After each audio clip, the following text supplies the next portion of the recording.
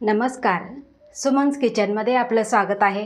आज आपण कोणतीही पूर्वतयारी न करता अवघ्या 20 मिनिटामध्ये तयार होणारी काटेरी चकली कशी बनवायची ते पाहणार आहोत. रेसिपीला सुरुवात करण्याआधी तुम्हाला एक निवेदन आहे. अजूनपर्यंत तुम्ही माझ्या चॅनलला सबस्क्राईब केलं नसेल तर सबस्क्राईब जरूर करा आणि हो, रेसिपी आवडली तर एक लाईक नक्की करा. चला तर मग रेसिपीला सुरुवात करूया. आता आपल्याला चकलीच्या पिठाची उकड काढून घ्यायची आहे. त्यासाठी गॅसवर पॅन ठेवलेला आहे आणि यामध्ये घालायचं आहे आपल्याला इथे 2 वाटी पाणी. आता तुम्ही कोणती एखादी वाटी किंवा कप सेट करून घ्यायचा आहे आणि त्यानेच सगळी मापे घ्यायची आहे. तर इथे मी वाटीचं प्रमाण घेतलेलं आहे. आता यामध्येच घालायचं आपल्याला 2 चमचे पांढरे तीळ, त्यानंतर घालायचं आहे 1 चमचा ओवा, 2 चमचे मिरची पावडर, त्यानंतर घालायचं आहे चवीपुरतं मीठ आणि इथे घालायचं आहे आपल्याला 1 चमचा बटर. आपण इथे तेलाचं मोहनसुद्धा घालणार नाही. बटरमुळे काय होतं, जी चकली आहे ती आतून नळीदार होते, खुसखुशीत होते, वरून कुरकुरीत होते. त्यासाठी आपल्याला इथे बटर वापरायचं आहे. आता मुलांना सुट्टी आहे आणि सुट्टीमध्ये मुलं सारखं भूक भूक करतात, काहीतरी खायला मागतात, जेवण नको म्हणतात, चटपटीत खायला आवडतं. तर त्यांच्यासाठी अशी चकली बनवून ठेवायची.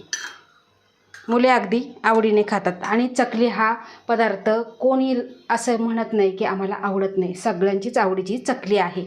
मग ती कोणतीही असो, भाजणीची असो किंवा रवा असो, तांदळाची असो.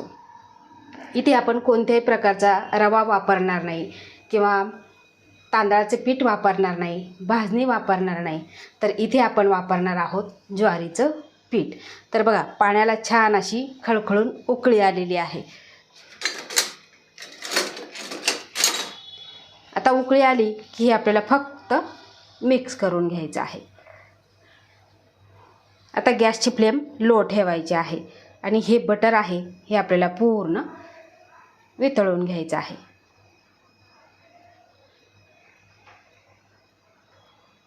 याआधीसुद्धा मी भरपूर चकलीच्या रेसिपी चॅनलवर दिलेल्या आहे, तिथे तुम्ही बघू शकता.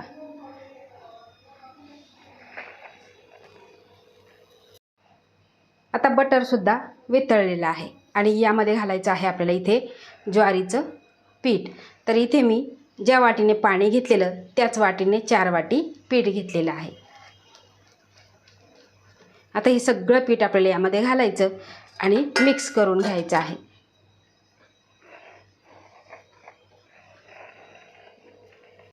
तर इथे सगळं पीठ मिक्स करून घेतलेलं आहे आणि आपल्याला गॅस बंद करायचा आणि यावरती आपल्याला 5 मिनिटासाठी झाकण ठेवायचं आहे.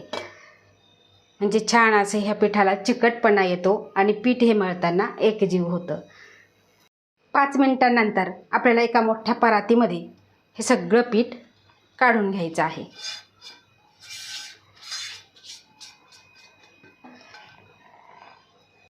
आता परातीमध्ये आपण पीठ काढून घेतलेलं आणि पीठ हे खूप गरम आहे. त्यासाठी इथे मी हे पावभाजीचं मॅशर घेतलेलं आहे. आधी त्याने आपल्याला थोडं 5 मिनिटे आपल्याला हे मिक्स करून घ्यायचं आहे. अशा पद्धतीने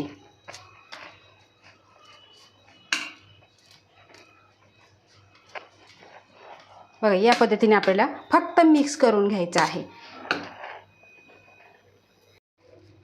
तर बघा, इथे असं पद्धतीने मी पीठ हे मिक्स करून घेतलेलं आहे आणि त्यानंतर काय करायचं, पीठ हे गरमच आहे.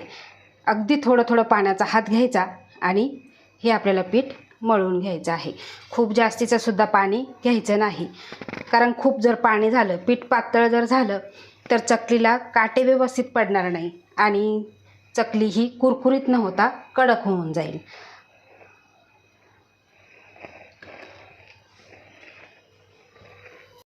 पाण्याचा हात लावून लावून आपण हे पीठ मळून घेतलेलं आहे आणि छान असे एकजीव झालेलं आहे.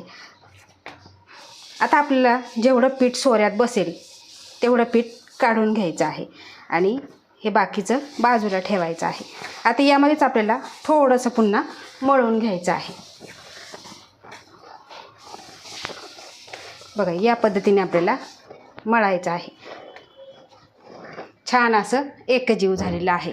आता इथे घेतलेलं आहे मी चकलीचा सोऱ्या आणि त्याला आपल्याला तेल लावून घ्यायचं आहे.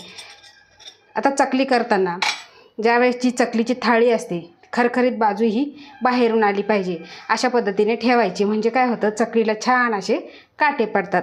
आता आपण याला थोडंसं तेल लावून घेऊ.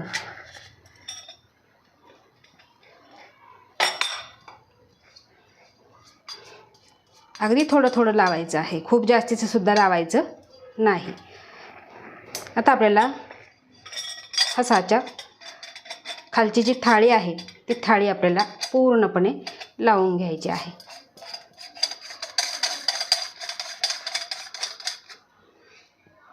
आणि यामध्ये आपल्याला घालायचं आहे पीठ. असं दाबून बसवायचं. जर कुठे पोकळ राहिलं, गॅप राहिला तर चकली ही तुटू शकते. तर बघा मी एवढंच पीठ यामध्ये घातलेलं आहे. आता आपल्याला सोऱ्या बंद करायचा आहे. आता सोऱ्या बंद करून झाला. आता आपल्याला चकली तयार करायची आहे. तर इथे मी मोठा डब्बा घेतलेला आहे आणि त्यावरती ताट पालथं घातलेलं आहे. आता यावरती आपल्याला चकली पाडून घ्यायची आहे. आता तुम्हाला किती मोठी छोटी त्यानुसार तुम्ही चकलीचा वेढा तयार करायचा आहे. तर बघा इथे अजिबात पीठ कुठेही कच्चं राहिलेलं नाही किंवा आपली चकली मध्येच तुटत नाही. अतिशय सुंदर अशी ही चकली तयार झालेली आहे. तुम्हाला मी अजून एक वेळा करून दाखवणार आहे. सुरुवातीचं जे टोक आहे ते थोडंसं दाबायचं आणि शेवटचं टोक दाबून घ्यायचं आहे, म्हणजे तेलामध्ये निसटत नाही. असं चिकटून घ्यायचं आणि त्यानंतर चकली आपल्याला गोल अशी पाडून घ्यायची आहे.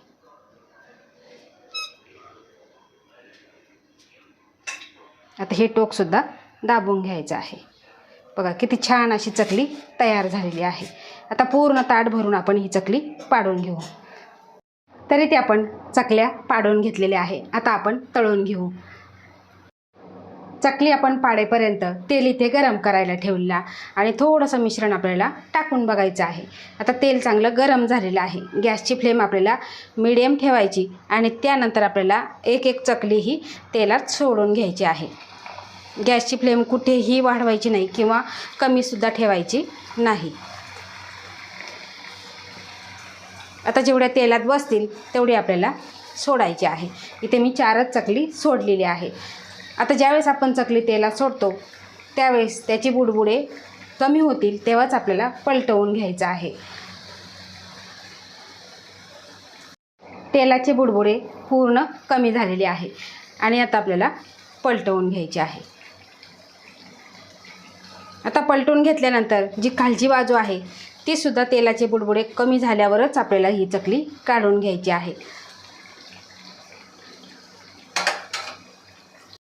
चकलीचे बुडबुडे पूर्ण कमी झालेले आहे. तुम्ही इथे बघू शकता. आता ही चकली आपण काढून घेऊ. तुम्ही रंग बघू शकता, काटे बघू शकता, अतिशय सुंदर आलेले आहे. आता ही आपण काढून घेऊ आणि बाकीच्या राहिलेल्या सुद्धा अशाच पद्धतीने तळून घेऊ. आपली चकली तळून खाण्यासाठी तयार झालेली आहे. करायला खूप सोपी आहे आणि तितकीच उन्हाळ्यामध्ये पचायला हलकी फुलकी आणि कुरकुरीत आहे. तर तुम्ही ते चकली बघू शकता, अजिबात तेलकटसुद्धा झालेली नाही. चकली थंड करून हवाबंद तुम्ही डब्यामध्ये भरून ठेवू शकता आणि मुलांना त्याचा उन्हाळाभर आनंद देऊ शकता. तर तुम्ही इथे चकली बघू शकता, अतिशय पोकळ झालेली आहे आणि एकदम कुरकुरीत अशी झालेली आहे. खायला एकदम चवदार झालेली आहे. तर मी तुम्हाला सांगितलेलं आहे करायला खूप सोपी आहे. अगदी 4 वाटी पीठ असेल तर 2 वाटीच पाणी घ्यायचं आहे आपल्याला उकड घेण्यासाठी आणि तुमच्या आवडीप्रमाणे तुम्ही तिखट कमी जास्त करायचं आहे. कारण मुलं खाणार आहे त्यासाठी तुम्ही तिखटाचं प्रमाण हे तुमच्या आवडीप्रमाणे ठेवायचं आहे. तर अशा ह्या सोप्या पद्धतीने तुम्ही मुलांसाठी हा खाऊ जरूर करून बघा आणि तुम्हाला माझी ही आजची रेसिपी कशी वाटली ते कमेंट करून नक्की सांगा. आवडल्यास लाईक करा, शेअर करा, सबस्क्राईब करा आणि बाजूचं बेल आयकॉन बटन प्रेस करा. धन्यवाद.